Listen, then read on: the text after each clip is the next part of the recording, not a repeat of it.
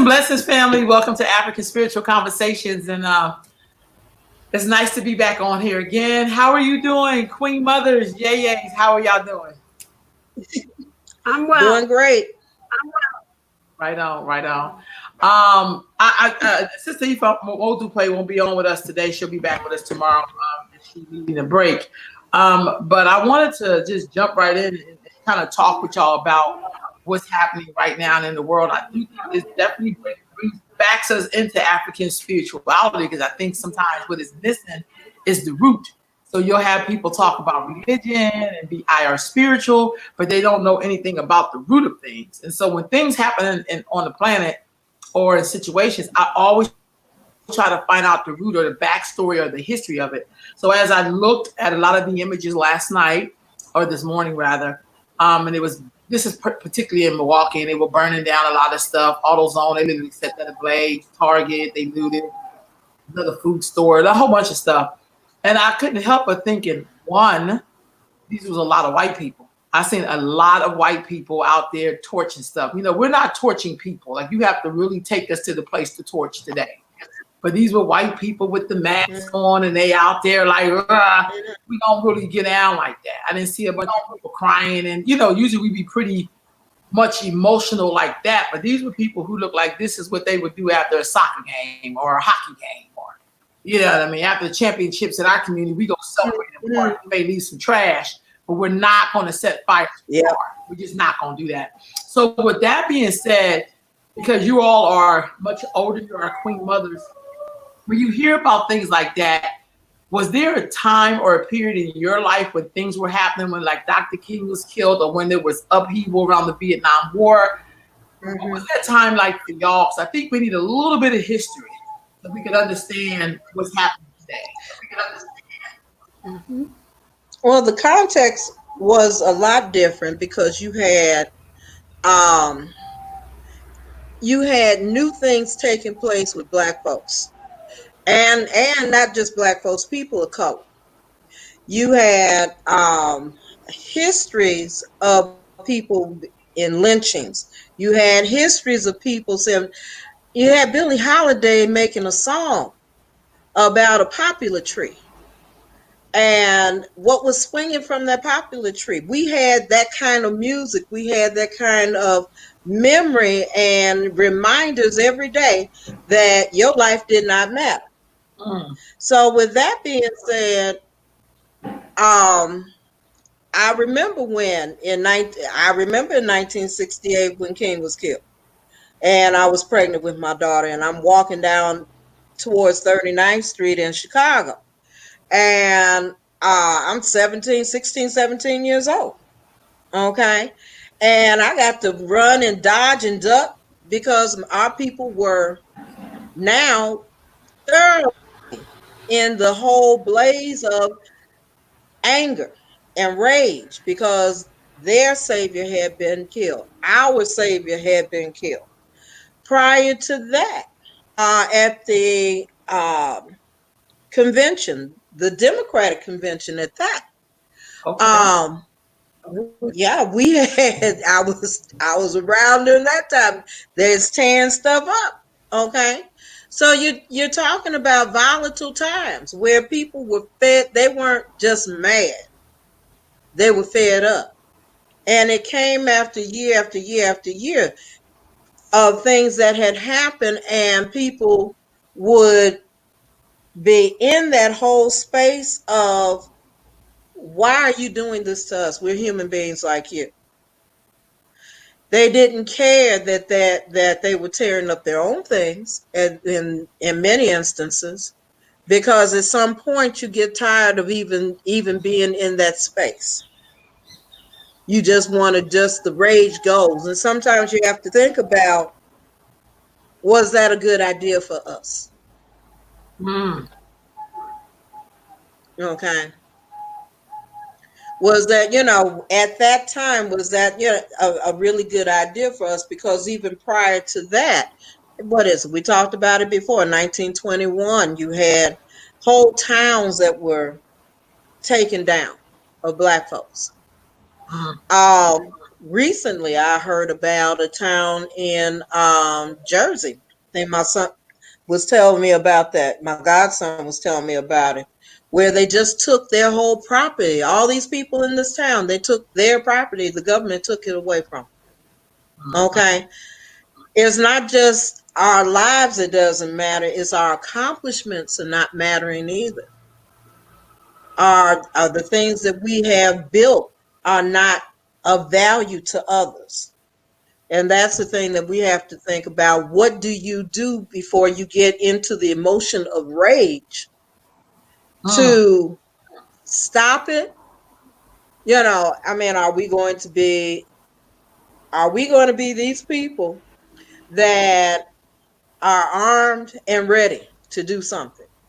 Or are we going to be these same people who are going to be in this space that we're going to say, okay, well, it happens to us, and bow our head and move on? You know, what people are we going to be, and which way are we deciding to be, and how does that tie into our religious mind and our spiritual mind? Because as an African traditionalist, that level of peacefulness may not necessarily be mine. Mm. Okay. I can't promise that I'm going to be that peaceful. Okay. I know. So I have to think about those things. You have to We'll think talk. about, and what are you going to, because when you're tearing down, not building up. What did y'all do in that time? After all the rage, after we had burnt down our own community, what did Black people do? We went back to being the same Black people that we were before and that we are now. That's what we did. And it's a way, to me, well, I can't say it's a waste of time, but it seems like we have not advanced.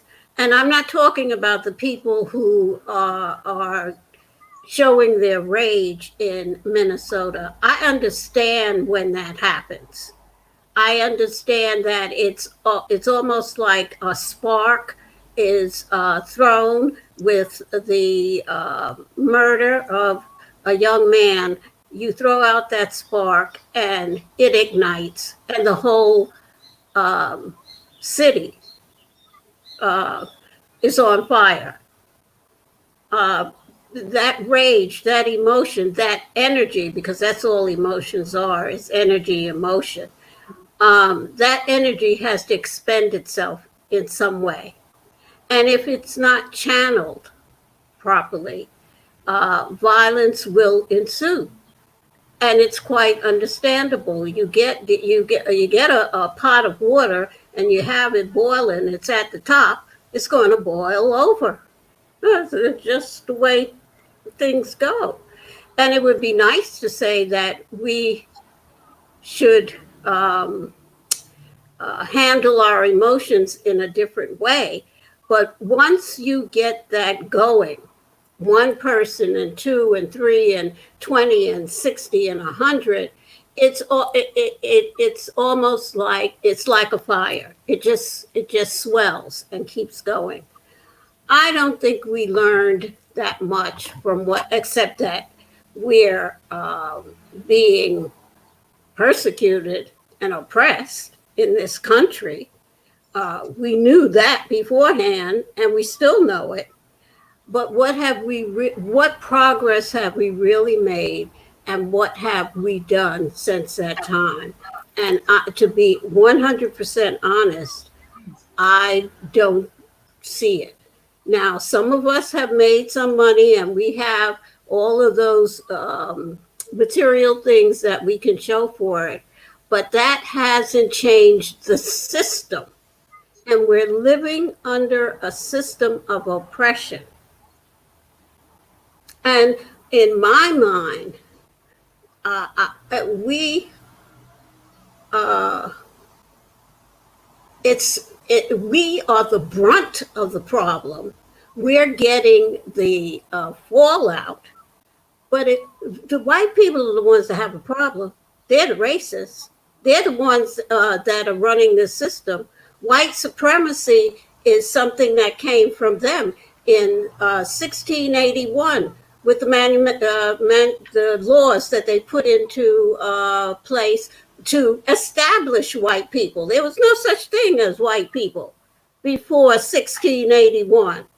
That was put into law by the Virginia Conference. So that is something that we need to know and put into our consciousness as well. There's no such thing as white people. That is something that they thought up in order to keep us in our place. And they had 3 pieces to that law that they put into place. We couldn't carry firearms. Which means that we couldn't hunt, as well as we couldn't protect ourselves. We couldn't testify against white people in a court of law. And there's one other one that's not coming to mind right now. But we need to go back and look at how we got put in this situation. The other thing is, I'm a Pan-Africanist. So, been all my life. My grandparents were Garveyites. So I aspire to, we have to have a global thrust as to what it is that we're going to do as the original people on this planet. We need a global plan. And Dr. Arikana, I don't know if you're familiar with her, but she has a great feel for solutions to the world situation in which we're finding ourselves. There's a whole lot of history and reasons why we find ourselves in this position, but we keep spinning our wheels. And I believe we keep spinning our wheels. 2 things come to mind. First of all, we lost our own spiritual traditions, which is part of our makeup. That's like working with one arm or one arm and one leg.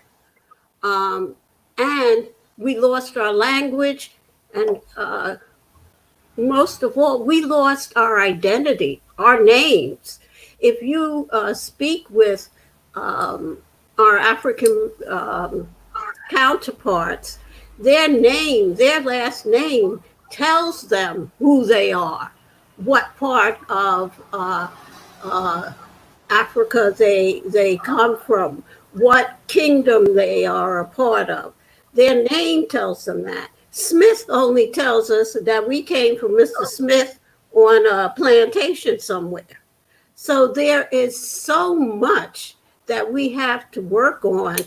And it seems like we've been spinning our wheels over and over and over and over and over again. But we will win the war. Of that I'm sure, because our ancestors and the Orisha and who we are as a people will see us through it. But as for a strategy, I think the only strategy that will work for us is to join with all Black people on this globe, because we're all suffering. I don't care if you go to the Caribbean, to Europe, to Africa, to Asia, to the United States, Canada, wherever you go, Black people are suffering. So no, short answer, no, I don't think we've learned that much from what's going on. I mean, look at Vietnam. We're still going over there killing people, wherever, Afghanistan, wherever they send us, we go and kill people. And then we come back and don't have any services. Well, what did you think? Did you think anything came out? Because what I'm a strong believer is that we need to hear all the views. But I know there's some Black people who thought they made progress because they that people start building where they are. You just can't be like we homeless and you don't pick up no wood and no nails and start making anything. What was it Right. like being in Chicago, the second largest city of Black folks in the United States is Chicago? That's a very different reality to be in Sacramento. Well, from it really, when I was coming up, I didn't know I was poor. That's first off. Yeah. We didn't know we were poor. Okay. My grandma property, my father owned property, my mother owned property.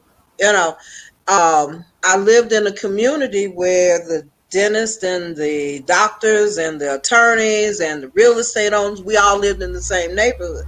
Mm-hmm. So you had a conscious understanding of who you were going to be because your role models were there.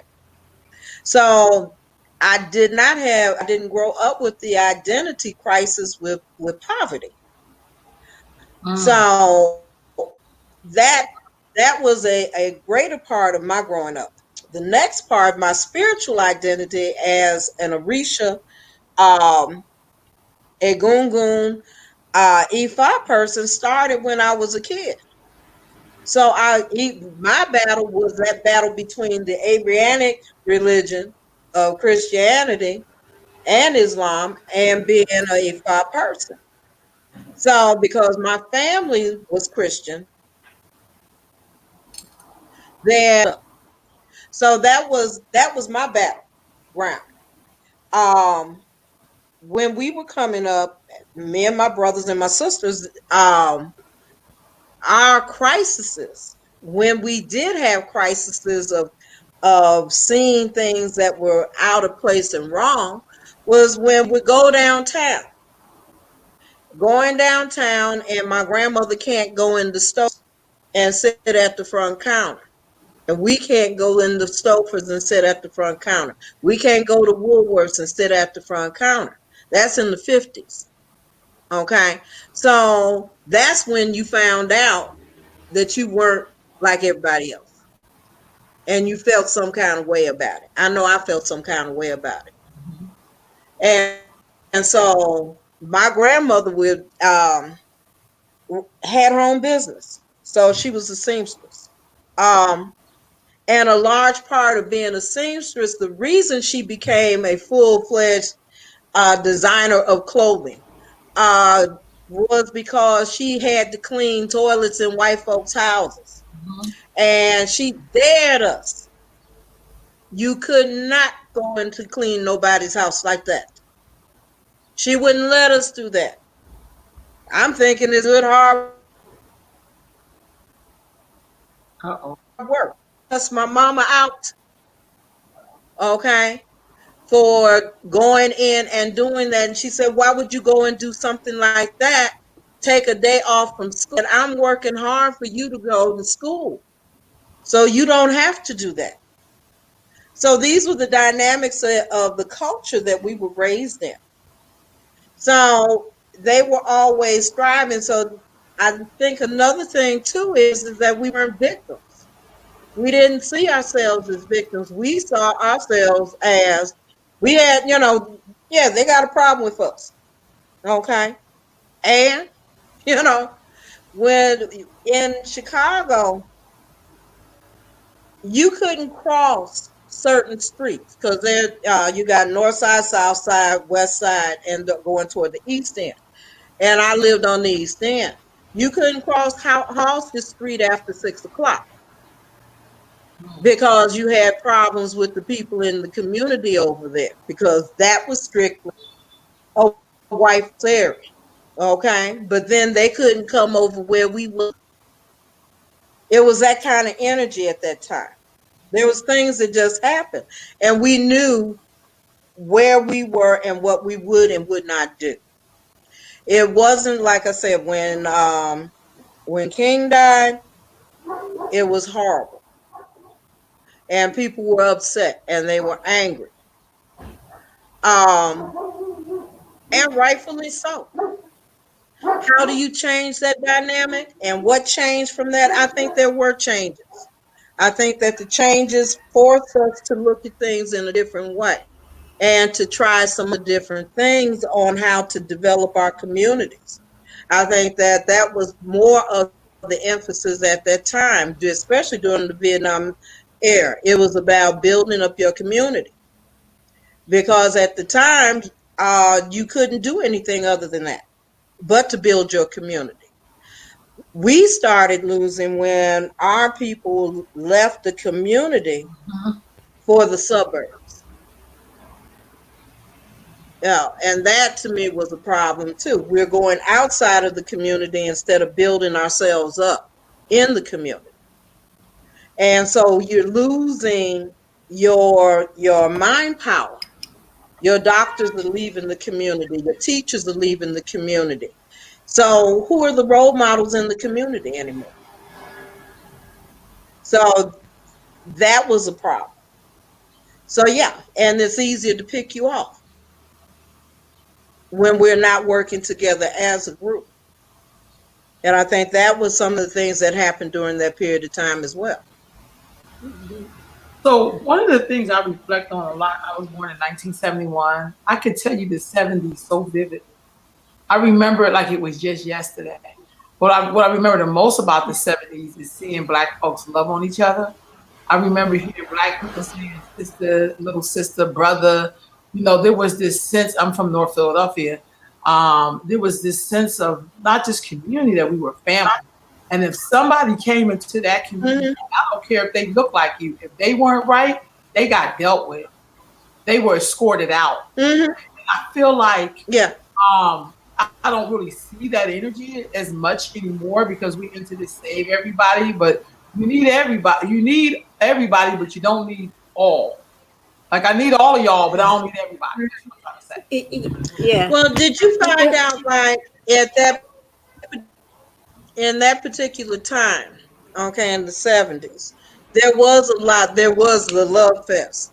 But did you find that during that period of time, the idea of family started being broken up by the government itself? Like the Monahan report that came out that said that black men and black women didn't like Yeah. each other? See that I don't remember that part, but I will say this. I would think when I seen the cracks was in the 80s. You know, when things are happening, you can't see it immediately. You Mhm. have to see the first offshoot. And to me, there was something about when black Right. people started to become awakened to their African self, and we started wearing African clothes, and we started to break out of that. It reminds me of what's that movie? Raisin in the Sun, where the girl came in with the African hair, and it was like, "What the hell did you do to your hair?" Yeah. But there was Yeah. something about seeing black people, Mhm. and I see this today with black people as well as white people.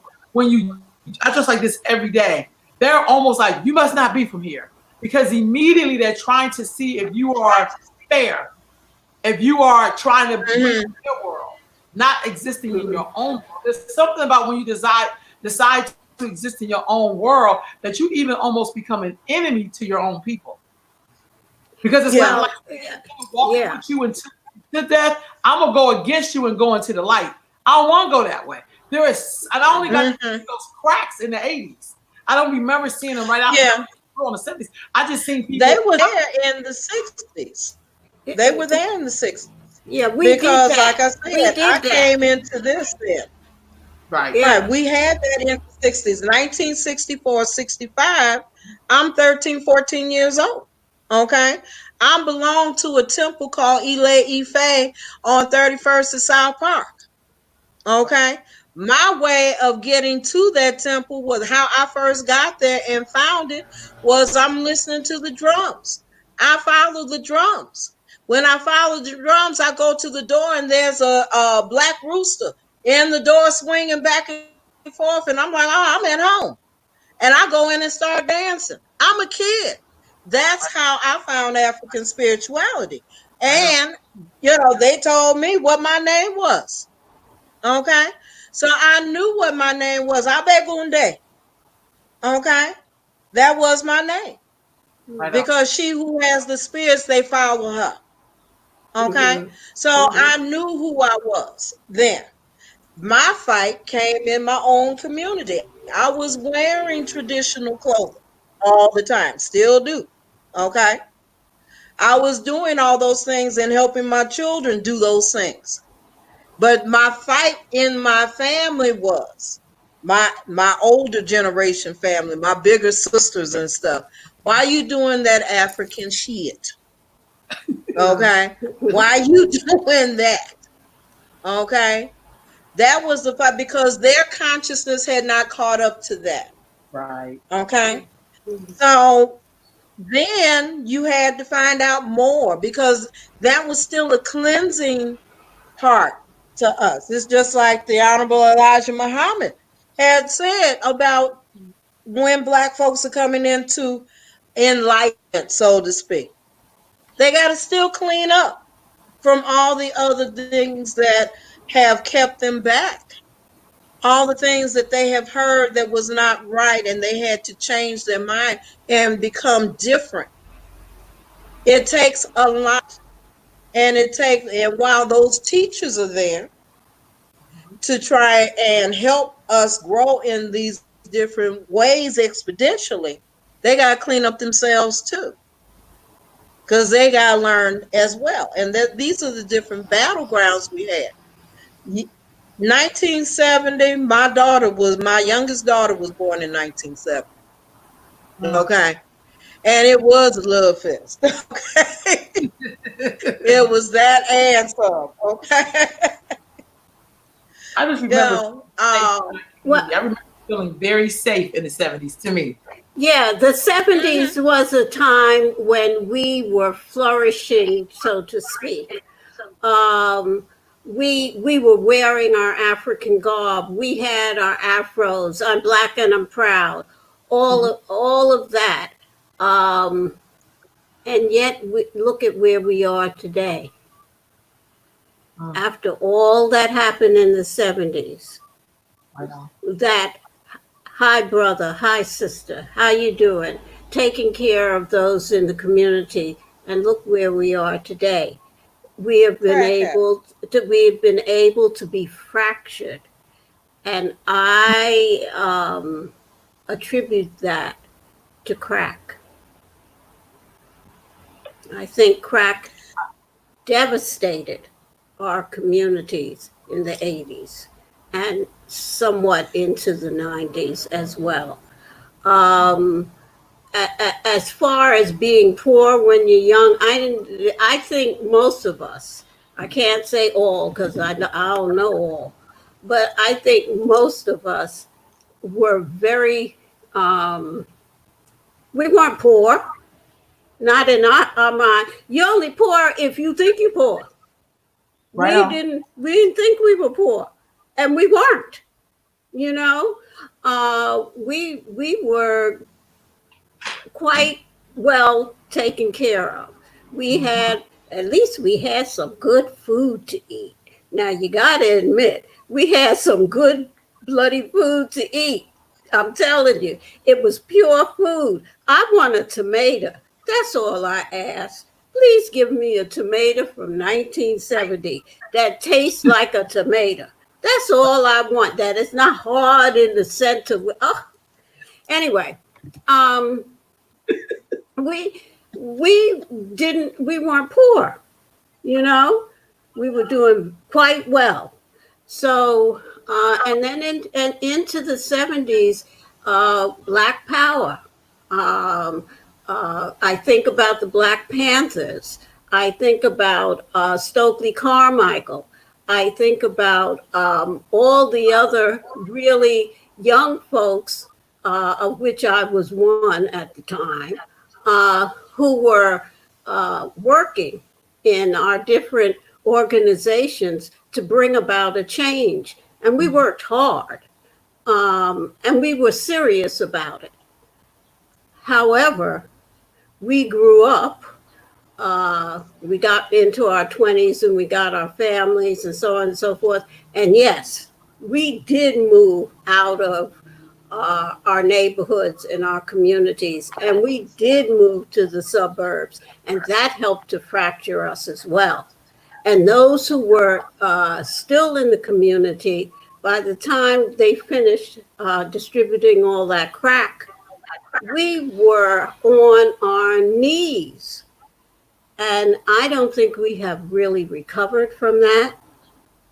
I don't think we have, let me put it this way, I don't think we have debriefed as a community in terms of what happened to us because the government flooded our communities with crack. We have never really looked at that. And then from there, we just went whole wild. Look where we are today. If you look at, and I hate to make comparisons, but I'm going to make it anyway. If you look at the Supremes and what they had on when they were singing or dancing or performing, and you look at what the people got on today, they might as well come out buck naked. Yeah. That don't make no sense. What happened to our respect for ourselves as women? Well, I'm not disagreeing with that, but I would tell you this, and this is so apparent. I learned this myself. I feel like because I'm a little younger than y'all, I'm like the children's age, but because I was raised by old school people, I was able to get some lessons that other people didn't get. So if you grew up in your community being totally impacted by crack and you didn't have a strong anchor in your family, you don't know what it means to put your Sunday. Right. You don't know what it means to say please and thank you. I was just sharing with somebody earlier today. I was in a conversation. I said, I could be acting a plumb fool. You let an elder walk up on the bus stop, my whole demeanor would change. Yes, ma'am. And then when she get on, her bus comes, she get on, I go right back to acting a fool. Those were things, those were code switches that I learned from having a big mama, a couple of big mamas and daddies. Like, you know what I mean? Like that was removed during the crack era. Because you went from being a collective to being individuals.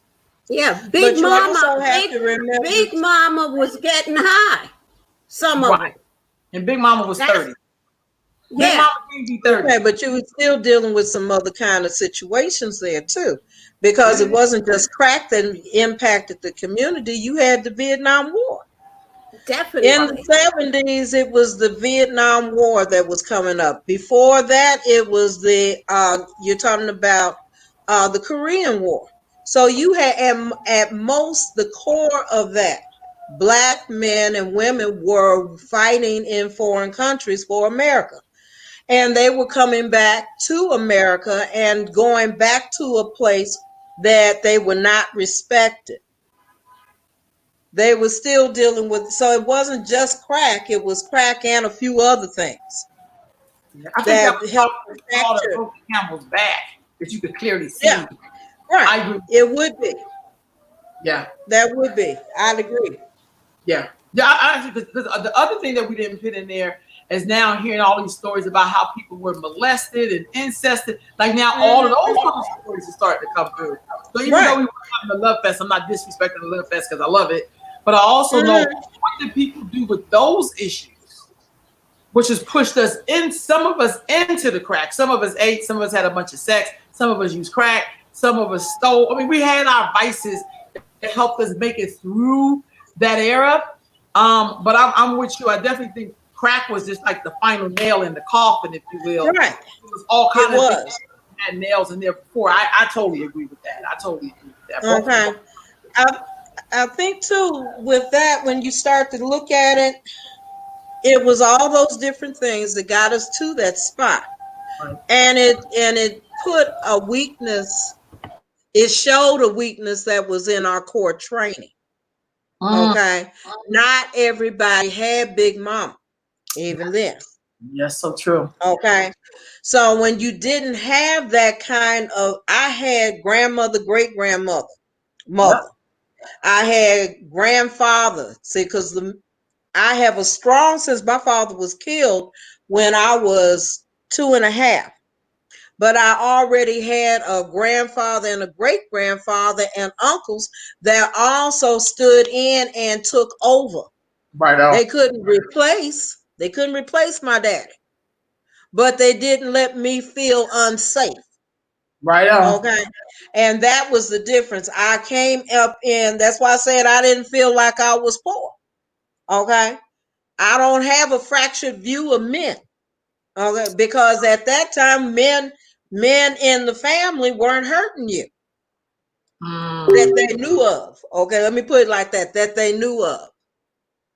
When you did find the ones in the family that became the subject of how to get him up out of there. I called the Uncle Joe. Uncle Joe the pedophile. Uncle Joe the pedophile, when you find out, people do one or two things. The person that the child that they are hurting has to come have enough courage to speak out for anybody to know.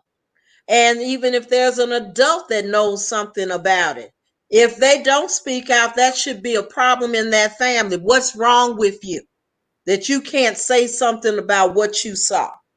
Right on. That you can't, and then you do not, under any circumstances, make that child that's hurt and harmed feel less than because that person decided to hurt that child. That adult hurt that child. Right So on. these things did come out in the community. Some were dealt with in a violent way. So sometimes Uncle Joe disappeared, nobody knew where he went to. Okay. And First, that happened. He disappeared. We don't know what happened. We don't know where he went to. Maybe he moved down south. Okay. We had that. Then you had to deal with the aftermath of that because this kid has to grow up with that. That's what we're dealing How with. we cleaning that up? How we making that child feel whole in an environment that stole away that child's innocence, and that's male and female children that has happened to. So those are some of the things that I knew happened in the 70s and the 80s. Right Yeah. on. So, And what do you do with that? Sister is saying, what can we do spiritually to address these issues? Who needs to be fed in terms of in the spirit? That's an excellent question. Yeah. Before we get to that, can I just hop in here? There's something else that happened in the 70s. And what happened is the federal government became our mothers and our fathers. That's when all those programs came into being. And I can't remember the names of those programs, but the job program. Leave it to Beaver. Leave it to Beaver. Yeah, all of those programs came in, and they gave us a dependence on the federal government that we didn't have before that time.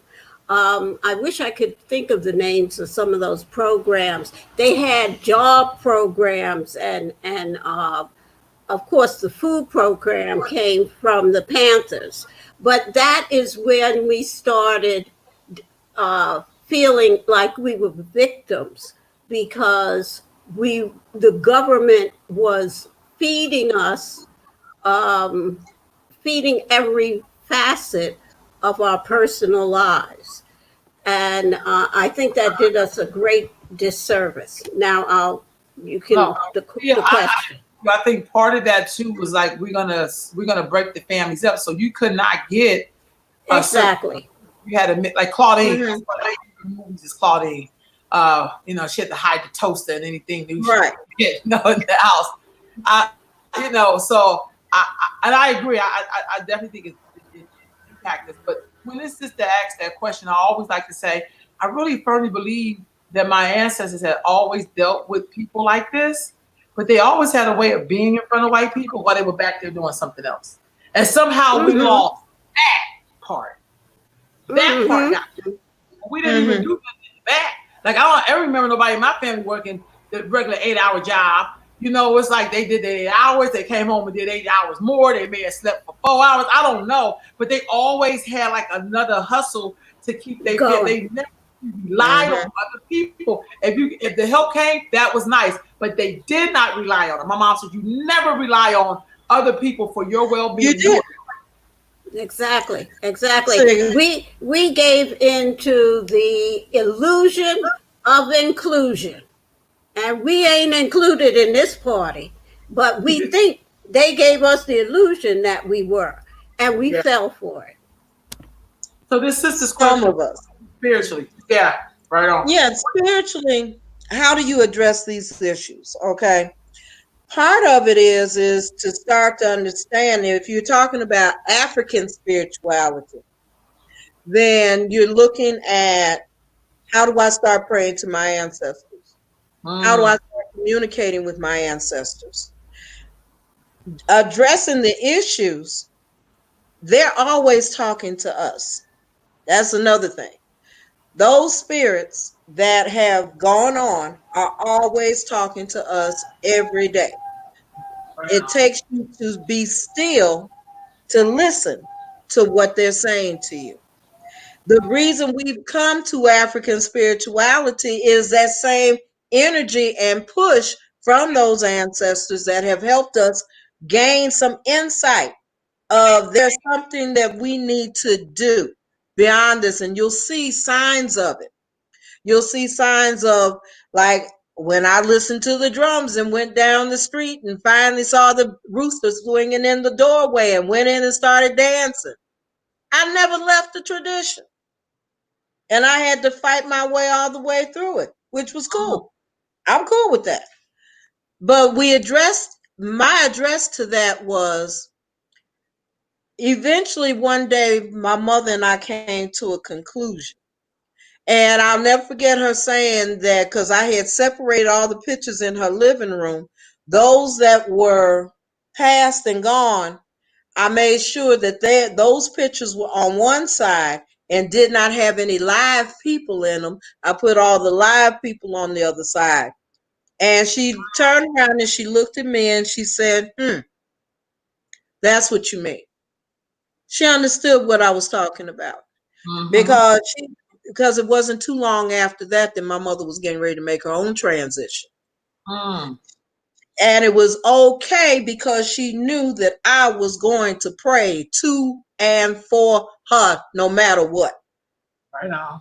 That I was going to lift her, my grandmother, my great grandmother, and on.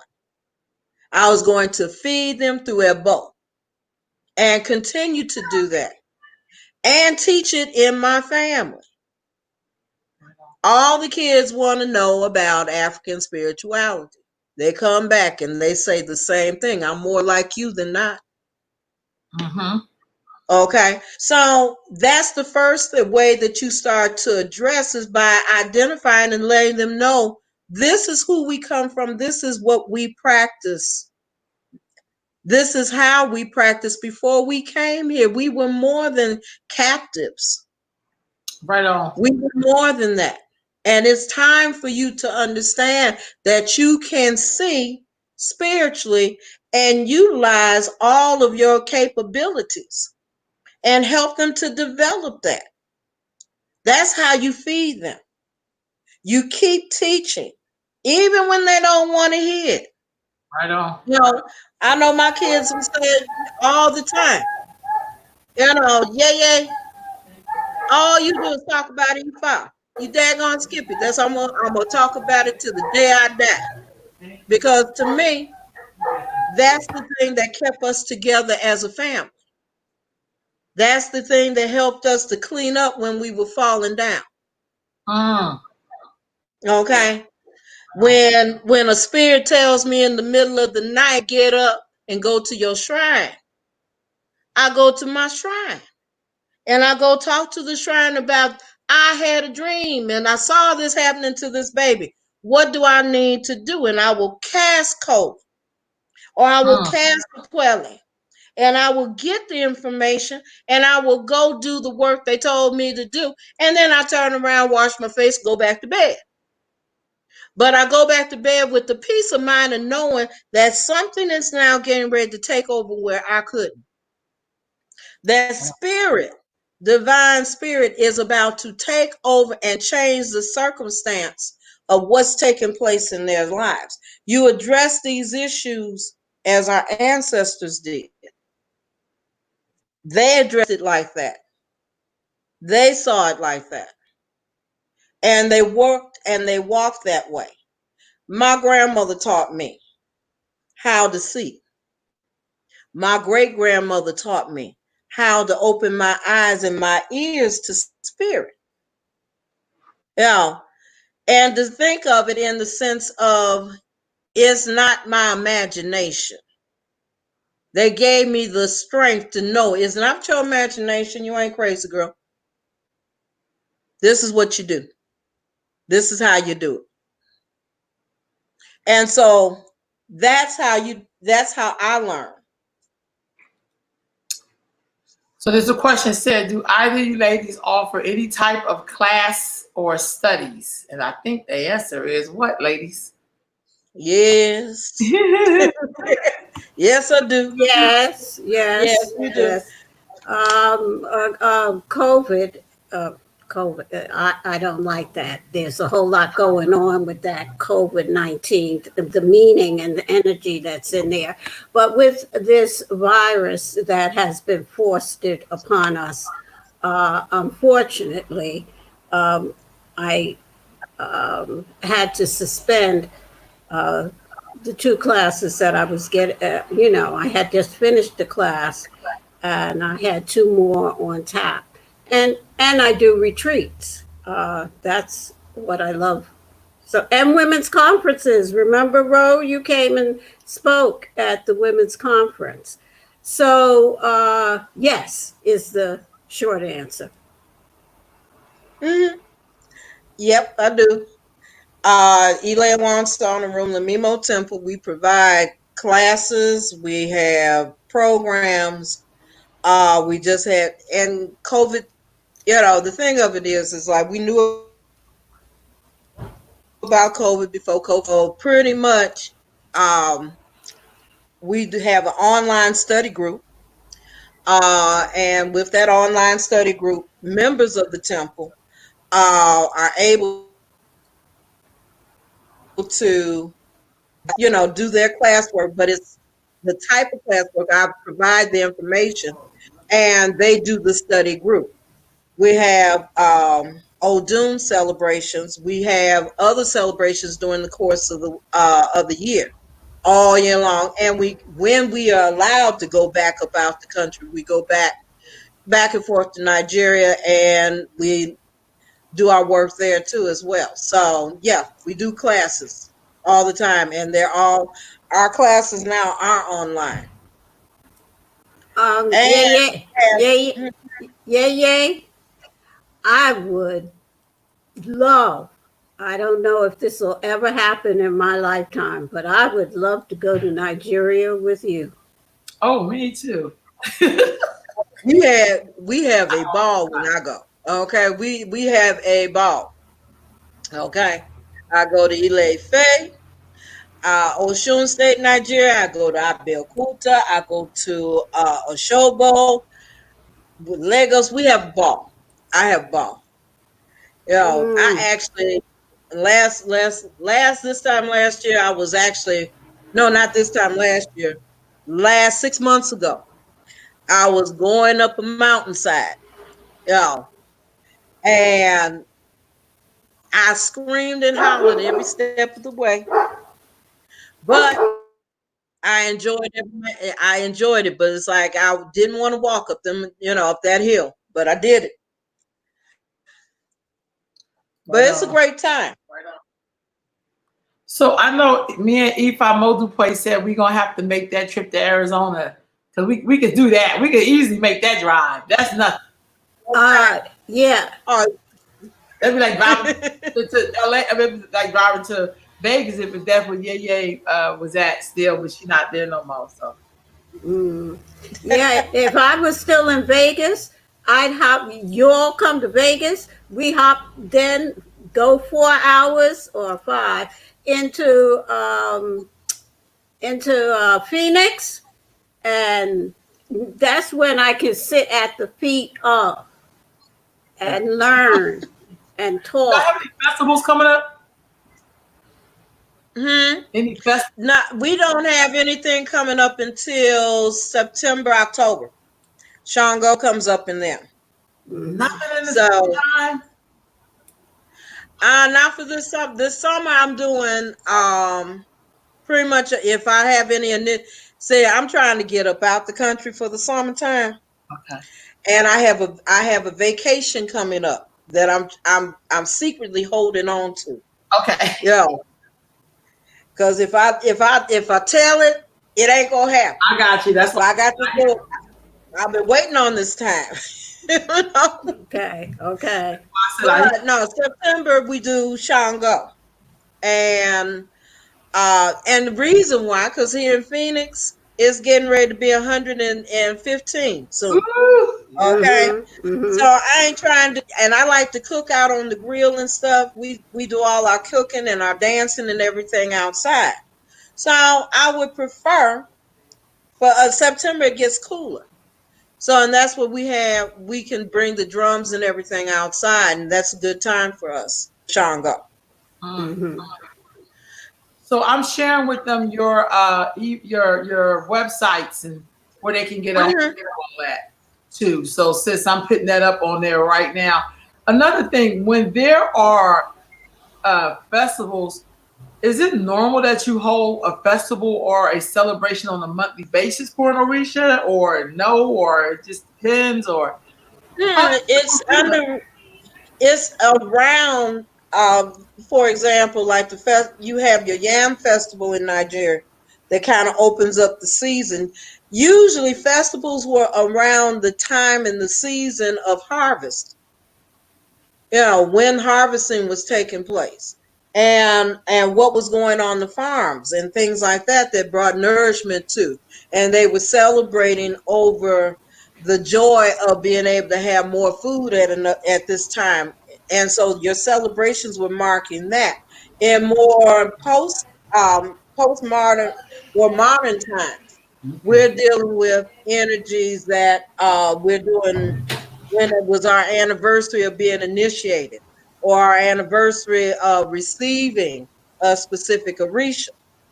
And so it's usually around that celebration or whenever you're divining, sometimes Zipa or the Orisha will say, well, we need to have a celebration.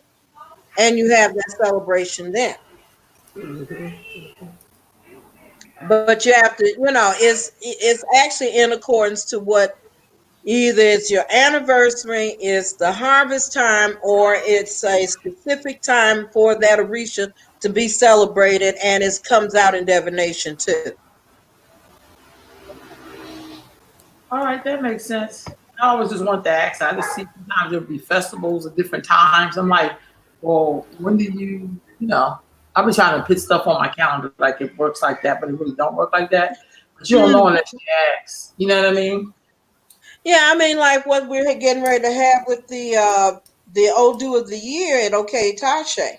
That comes out the first Saturday in June every year. It's been that way for years. Okay. So that's, and when that Odu comes out, then it's going to give you the flavor for what happens in the world. And you'll have, they'll um, chant Odu of what comes out, and that information is passed on by several different temples that had attended that. So, a large part of what you want to do during that period of time is to remember what was being said in all those different verses and chants, because that's going to tell you about what's going to take place during the course of the year. Yeah, and then when you look at that, you can say, "Oh, that happened. That's why it happened like that. They said that back then, and we did the elbow and we did the sacrifices to keep them from hurting us."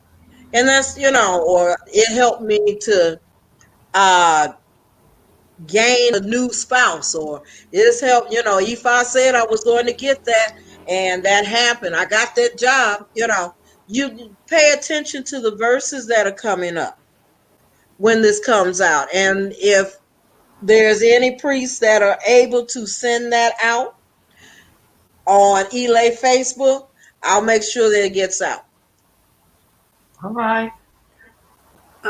Allison, yes, I will get that to you. I will do that. Not to worry. I got you covered. And Sister Joy King said, please, you want Yay Yay to grill for you. And she has an Yes, exciting yes. yeah, I do the grill thing because I was telling you about my grilling the other day because I had my barbecue and I had tried to talk myself into not going in there and get a piece, okay, of the barbecue, but I couldn't help myself. At 6 o'clock this morning, I was in there trying to get, couldn't help it. I do feel like a mini retreat or something coming on in my spirit. I'm gonna have to talk to Efi Multiplayer. We're gonna have to figure this out because I think I am due for like some kind of small retreat. Usually I go to Dillon Beach to the ocean, rent a beach Mhm. house. So I gotta do something where I gotta get to some water or something, you know. Yeah, I know what you mean. I know what you mean. See, we're landlocked down here. We have the Salt River, okay, and people do the water tubing down the Salt River, Oh, okay. okay, and it's a lot of fun if you can swim, okay, because it's rough water, because it's rapids, okay, but pretty much, and the healer is I don't like snakes, spiders, and lions and bears. That ain't me. So Oh, I'm hey, not fond of them. Okay. I just killed one of them kind of spiders. My granddaughter said, "Nana, Nana, Nana." My granddaughter is 20 something, by the way. Nana, Nana, Nana. And I said, okay, let's kill. And don't try to get it with a broom because them suckers are fast and they jump. So anyway, the important thing I was going to say is I can go 1 mile and put my feet in the ocean, which is what I'm going to do tomorrow. I hope. So I can put my whole body in the ocean if I Mhm. want to. So yeah, I love that. I love just being near the water. Uh-oh. But Yes. if you're going to do a small retreat and you coming down this way, be a good time to come down this way. I'd say August, September. Mm, Okay. Okay. Okay. yeah. Now we can cook now. Yeah, we Yeah. do gumbo too. Oh yeah.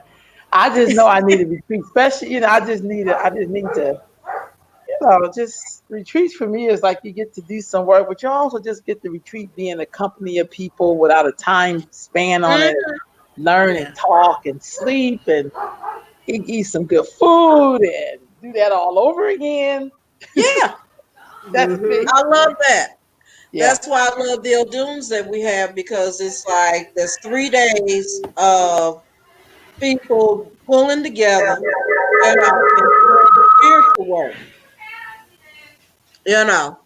Mm-hmm. So we Mm-hmm. just kind of work with that, and hopefully we'll make it, you know. Mm-hmm. But August, September, that would be a good time, Yeah. We usually did and our hopefully retreat. we'll. We Mhm. usually did our retreat to Sedona in September. We did it each Okay. year. We would go in September, and I think I said this before. That's one of my favorite places. It's a spiritual place, and we do a sweat lodge, and Mhm. it's just magical. I like Sedona. Mm. Okay, I do. I like Sedona, but not in September. When we Why? get to What? October, Oh, it's too huh? hot in September. It's too hot. Mm-mm. Oh, and see, I like the heat, um, and I like climbing the red rocks, and Oh, they're beautiful. They're aren't they? beautiful. Yeah, Hmm. I mean, Arizona in its own right is a very spiritual place. yes, and being able to see that and feel that, and I live here, um, I have an opportunity all the time of doing spiritual things every day. Okay, because Mm-hmm. that's the way if I put me. Um, but if anything, what I do like about this is that there are people, even if they don't like you, they're kind, they're nice. Okay, and that I can deal with all day long. They're polite people down here. You don't Mm-hmm. find anybody getting ready to cut your throat right away. They'll be Mm, nice about it. Can I? Please, thank you. yeah. Now, I'm a cut from ear to ear. Is that But, okay? but you know, but no. The thing of it is like we have when we're down here, it's fun. There's a lot of different conversations. There's a lot of singing. There's a lot, there's dancing, singing, and there's plenty of food. Okay, and we do it. We do it. Uh we pray a lot because during the course of the week we're being in preparation for everything here. So the course of the week is we're getting we're making the Omero for the spiritual baths. We're washing all the implements because it's a time of renewal. So we wash all the Orisha, we wash all the implements, and then we start the process of feeding. And then from the feeding of all the Orisha, then we go to our celebration, and it becomes the environment is just thoroughly about our relationship to the Orisha, and that's what we feel all the time, and that carries off into the feeling of family and community. Mm-hmm. And Mm-hmm. that's really what it is because we're not looking at what family can actually be. There was a time when folks, your neighbors weren't just your neighbors. You know, Exactly. your neighbor was your friend, your sister, your brother, and we all looked out for each other. And I don't think that it's not a time that we can't go back to that. I think it's the time where these times are challenging, but they're challenging us to think hard about who we are to each other because we all Mm-hmm. we got. And Mm-hmm. we have to Mm-hmm. remember we are all we got. Yep. The energy that that emanates from the coming together at an egg bay or an elay or a temple when there's the teaching and then there's the children and someone's in the kitchen and someone's tending to the animals and someone is cooking and somebody else is washing the dishes. It reminds me so much sometimes of just being in my grandmother's kitchen with Mhm. my aunts and my mother, and um, and just loving on each other and Mm-hmm.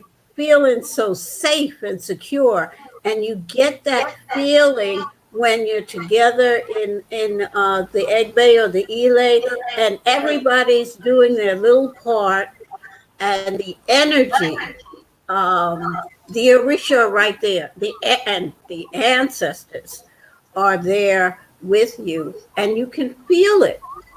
You Mm-hmm. when you leave there, hey, that's how I get my high these days. Well, that's actually the only good high. Okay, when Yeah. you start talking about when you have that relationship, um, it's not the kind of thing that just jumps off at you like the TV. It's Hmm. the kind of thing that comes and you can feel the entrance of that spirit on your body. Yes. You feel it and you feel how this really works, and it's not even when possessions take, the Eligun priests become possessed.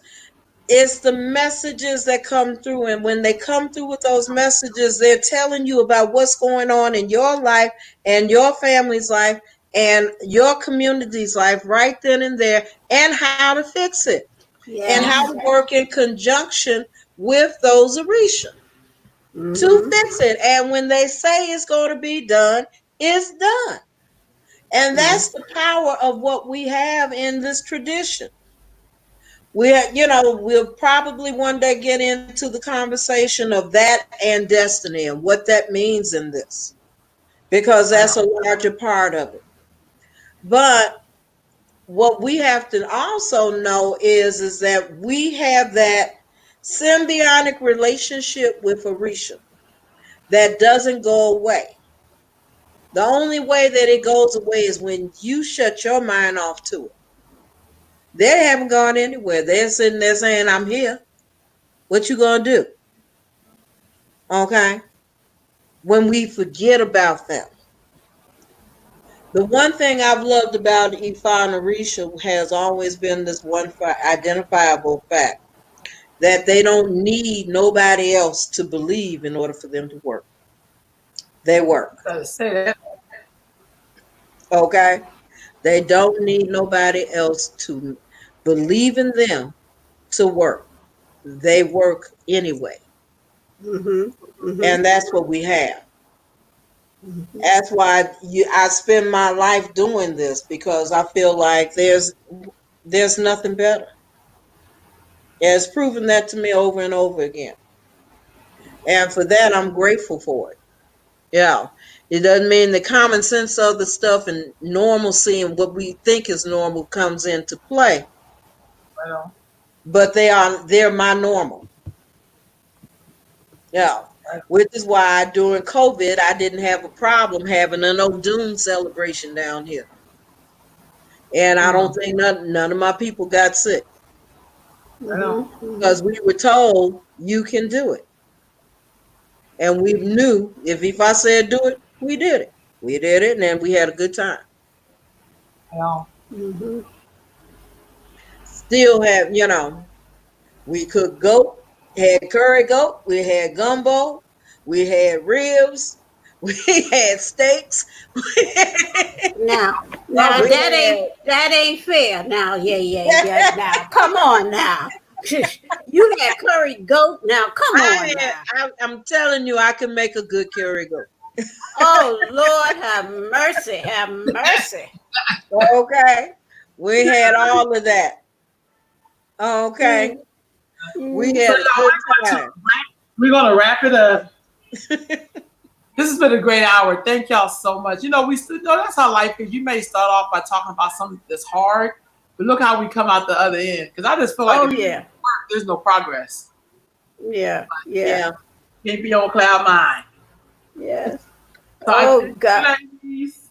We're gonna wrap this up, y'all. Thank you for all your comments and questions. Don't forget to subscribe to us on Facebook or YouTube, Mm-hmm. on Twitter, and we will see you all tomorrow. Right.